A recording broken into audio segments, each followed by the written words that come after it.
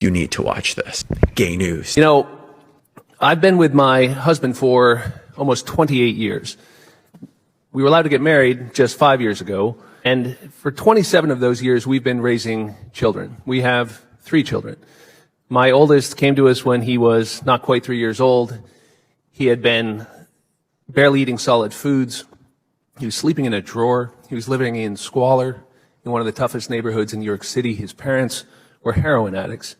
They had 4 children. I think they loved their children. I know they loved drugs more. And they were unable to take care of them. And we didn't set out to be parents. This wasn't about fulfilling some desire we had. It was because someone asked us if we could help. And we said we would.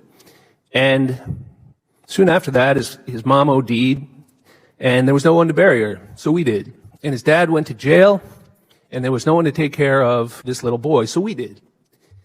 And it was the greatest thing that ever happened to us. We'd been together for 4 months as a couple. That young man is 30 years old today. And I think if you asked him, Representative Heiss, about the family he was raised in, well, let's just say I'd go with what he has to say about the ability of LGBT couples to parent and to foster. And you know, it was a few years later that an adoption agency called us from Texas, sir. And the reason they were calling us in New York was not because we were seeking to adopt.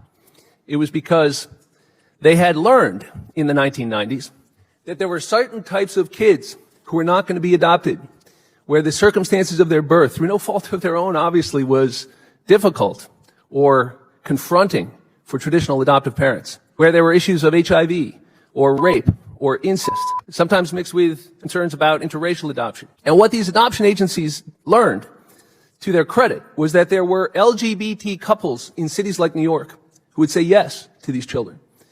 Not as an alternative to the straight couple that was going to raise them, as an alternative to never being adopted, because no one was going to adopt these kids. And it was that insight that LGBT couples were willing to cross lines of difference because they had experienced doing so in their own lives, that they had less preoccupation or hysteria with things like HIV, that they were more willing to adopt across lines of difference like race or religion, that there was an opportunity for kids that would not have a home to have a home. And so it is because of that on January 10th, 2001, I learned of my oldest daughter, who had been born just 5 days earlier. We had no intention of adopting. That she had been born in Texas to a United States military member, to the granddaughter of a United States military member. Her mom was 14 years old. She didn't even know she was pregnant.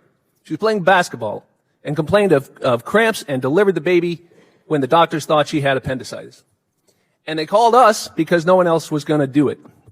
And so 13 days later, my partner and I were standing in front of a Texas judge at 8 o'clock in the morning before his docket started. And he said, "Are you fellas going to raise this child?" And we said, "Yes, sir." And he finalized the adoption on the spot. No rescission rights in the state of Texas. 13 days after that child was born, she was home in New York with 2 loving parents. And that child is 19 years old today and a freshman at John Jay College in New York. And she's a beautiful young woman. And she would not have had a mom and a dad. So you keep having them and we'll keep raising them, is the way we felt about it. Did she deserve a mom and a dad? Yes, she did. But she also deserved people who loved her, who were going to raise her. And that is what is at stake today. Our 3rd child, the adoption agency, same one, 2 years later, came to us, same story. Very similar.